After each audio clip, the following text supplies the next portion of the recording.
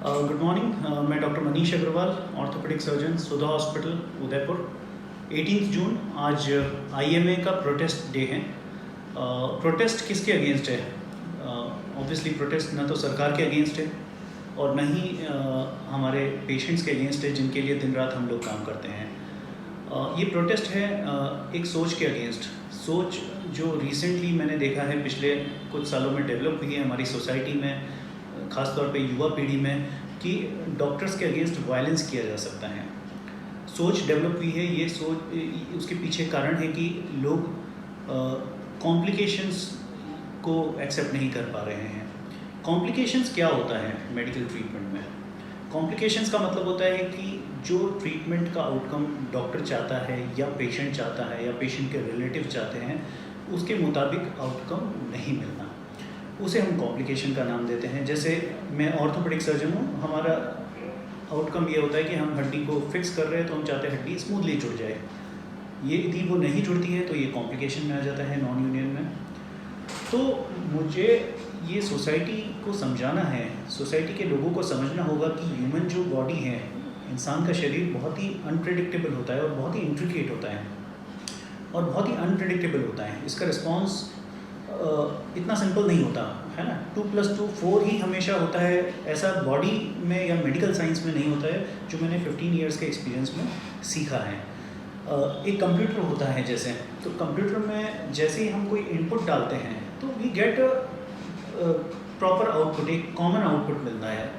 तो मैं किसी भी कंप्यूटर में वो सेम इनपुट डालूंगा, सेम सॉफ्टवेयर से मुझे हर बार एक ही आउटपुट मिलेगा। ह्यूमन बॉडी ऐसी नहीं होती है। ह्यूमन बॉडी में दो ह्यूमन बीइंग से बिल्कुल एक जैसे हैं, सेम कंडीशंस में सेम ट्रीटमेंट उन दोनों को दिया जाता है, दोनों का आउटकम अलग हो सकता है और वो बहुत ही अनप्रेडिक्टेबल होता है।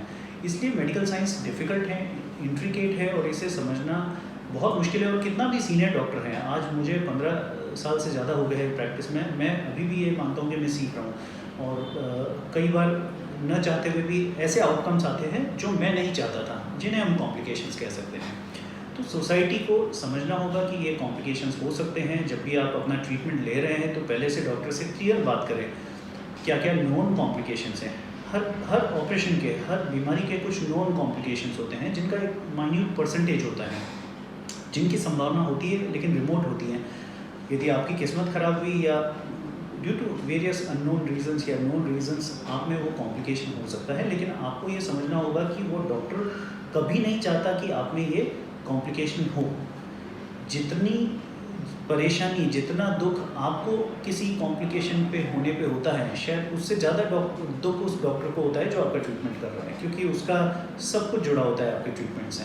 उसका नाम जुड़ा होता है, उसकी साख जुड़ी होती है, तो डॉक्टर को भी इक्वली दुख होता है। कोई डॉक्टर जानबूझ के नहीं चाहता है कि पेशेंट में वो रिज़ल्ट नहीं मिले जो हम चाहते हैं, बट मेडिकल साइंस, जैसा कि मैंने बताया कि it is beyond our control. तो पेशेंट्स को एक फेथ रखना होता है। डॉक्टर पेशेंट रिलेशनशिप पूरी तरह से फेथ और विश्वास पे टिकी होती है। यदि ये विश्वास मजबूत रहता है तो आप चीज़ों को समझते हैं।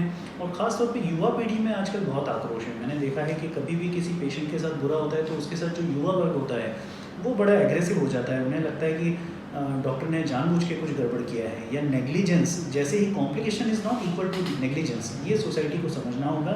और अभी बहुत सारे इंसिडेंट्स होने लगे हैं जहाँ डॉक्टर्स के अगेंस्ट या मेडिकल स्टाफ के अगेंस्ट वायलेंस के केसेस हो रहे हैं और ये अच्छा नहीं है, सोसाइटी के लिए अच्छा नहीं है।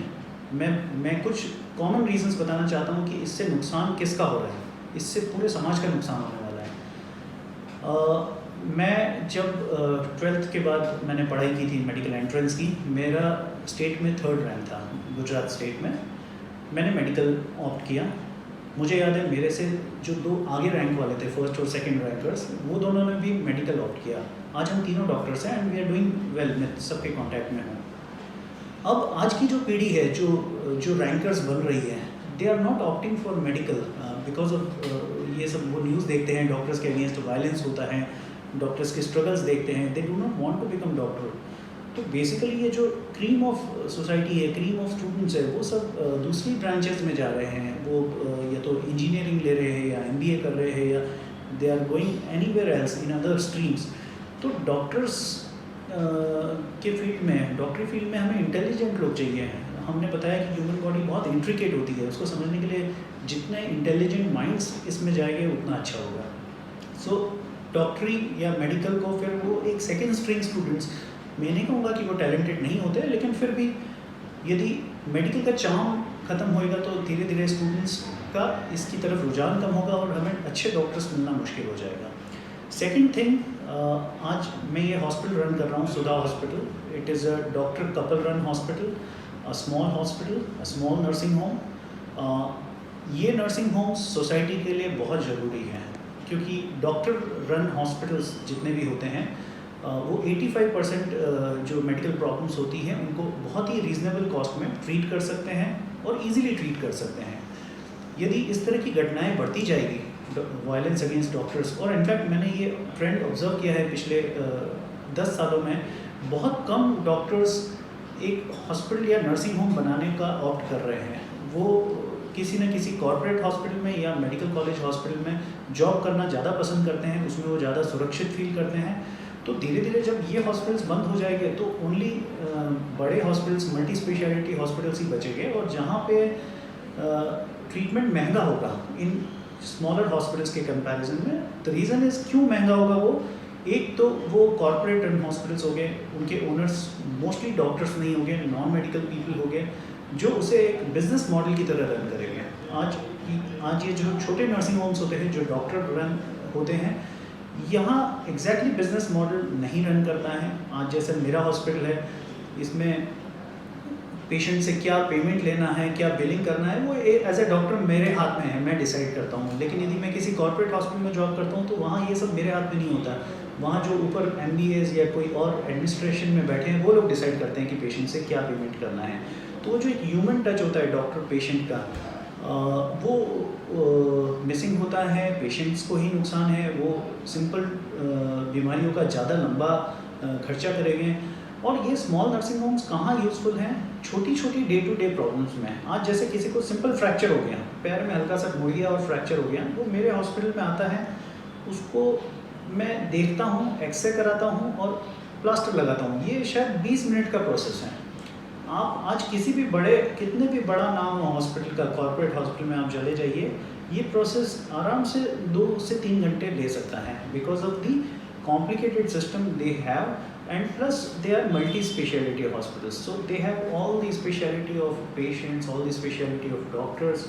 तो ये जो single speciality hospitals हैं या couple doctor run hospitals हैं, ये they are the need of our society. यदि वायलेंस अगेंस्ट डॉक्टर्स स्टॉप नहीं हुआ तो ये हॉस्पिटल्स आने वाले 15-20 सालों में धीरे धीरे बंद हो जाएंगे और ख़त्म हो जाएंगे। और हमारा मेडिकल हेल्थ केयर सिस्टम जो इतना एफिशिएंट है, यदि हम उसे कंपेयर करें वेस्टर्न कंट्रीज़ में, यूरोप से, अमेरिका से, जहाँ ये बहुत डिफ़िकल्ट है, जो लोग वहाँ रहते हैं वो ये जानते हैं कि it is not easy to approach a specialist directly, या इतना आसान नहीं है वहाँ पे किसी इन्वेस्टिगेशन को कराना। तो हम लोग भी उसी तरफ चले जाएंगे और ये आने वाले समय में मुश्किल होगा। तो मैं चाहूँगा कि सोसाइटी इस चीज़ को समझे, मेडिकल साइंस को समझे और डॉक्टर्स के अगेंस्ट वायलेंस नहीं करें। Thank you.